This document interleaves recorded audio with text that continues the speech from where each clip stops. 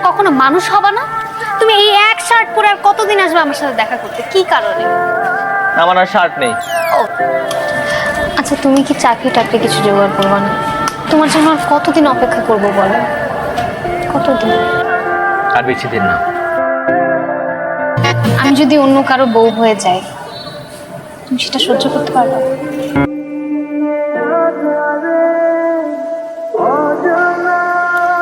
তোর বিয়ের জন্য কতগুলো সিভি আর ছবি এনেছি। আবার না, এই ছেলেটাকে সবচেয়ে বেশি পছন্দ হয়েছে।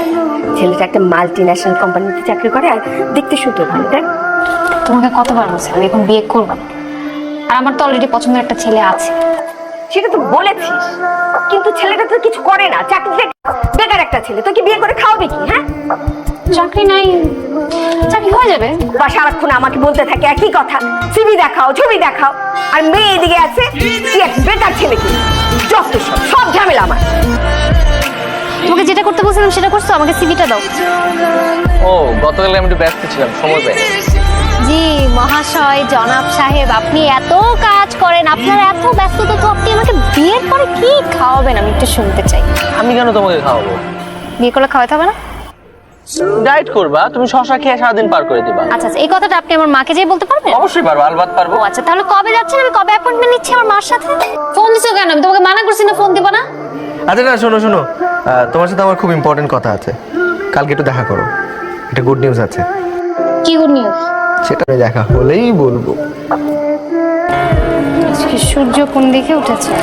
ফুল বা পাঞ্জাবি পরে আসছে, ঘটনা কি? ফারা আসলে বিয়ে করতে যাচ্ছে না, এখন বিয়ে করতে যাচ্ছে না।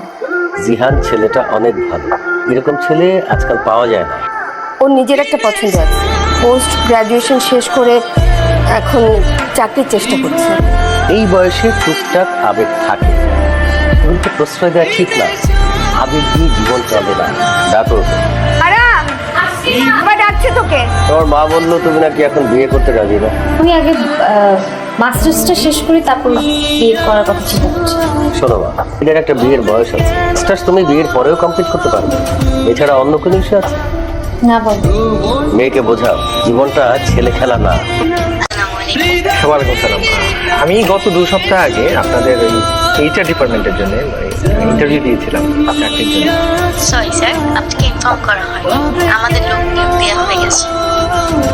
আসসালামু আলাইকুম। ওয়ালাইকুম সালাম। আমি ফোন দিয়েছিলাম আপনাদেরকে, আপনারা ফোন ধরেন না প্রথমত, আর দ্বিতীয়ত 1 মাস হয়ে গেছে আপনাদের ওখানে চাকরি ইন্টারভিউ দিয়েছি, এখন পর্যন্ত জানার নাই কেন রেজাল্ট? ব্যস্ততার জন্য আপনাকে জানানো হয়নি। আমাদের এখানে লোক নিয়োগ দেওয়া হয়ে গেছে।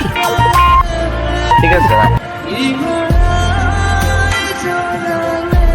এতটাই সিরিয়াস ছিলাম যে একটা বেকার ছেলেকে আমি বিয়ে করতে রাজি ছিলাম। বাসার কোনো প্রেশারে আমি এতদিন মানি।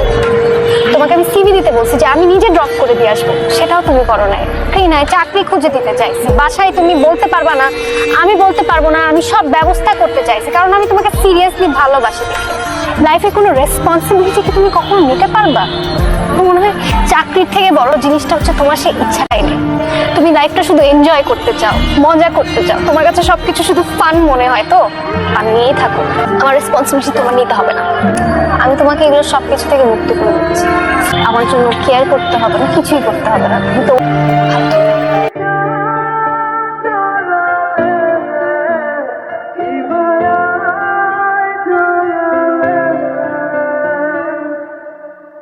রূপা, আমি নিজেও তোমাকে চাই, ভীষণ ভাবে চাই। সে আমার খোদাই সবচেয়ে ভালো জানে। ভেতরে ভেতরে যা হোক, একটা চাকরির জন্য যে কত ছুটেছি আমি, সে যদি তুমি জানতে। এত দুষ্টমি, বাদরামো, ফাজলামো, সব তো শুধু তোমাকে ভালো রাখার জন্য, আনন্দ দেওয়ার জন্য।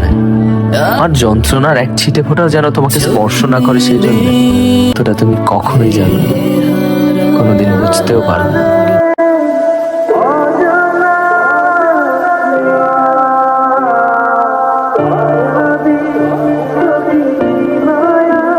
কয়দিন ধরে বাসার মধ্যে শুয়ে আছিস আর একটার পর একটা বিড়ি খেতেছিস? ডেলিভারি কয়টা যায় কোনো হিসাব আছে? সূর্যের আলোটা কয়দিন ধরে দেখোস না? আমার কিছু ভালো লাগে না, চাইতে ইচ্ছা করে না। এখানে অরণ্য চৌধুরীর মেয়ে থাকে? হ্যাঁ আছে, ওনার নামে একটা চিঠি আছে। অরণ্য, এই তোর একটা চিঠি আসছে।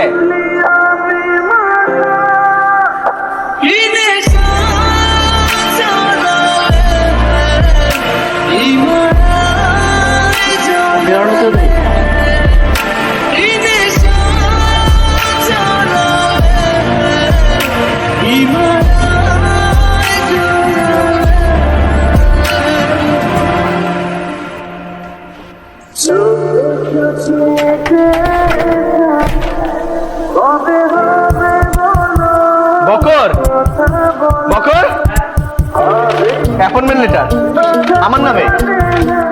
গত মাসে আমি একটা চাকরি ইন্টারভিউ দিয়েছিলাম, আমি অ্যাপয়েন্টমেন্ট লেটার আসছে আমার নামে। সিরিয়াসলি? জয়েনিং। ও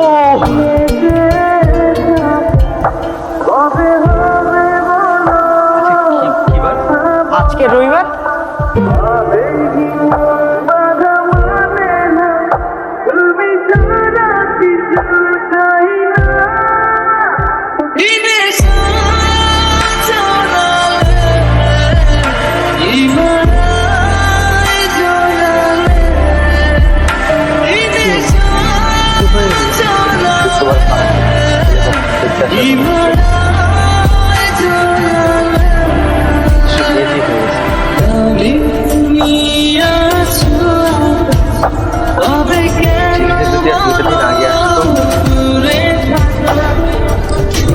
দুইটা দিন আগে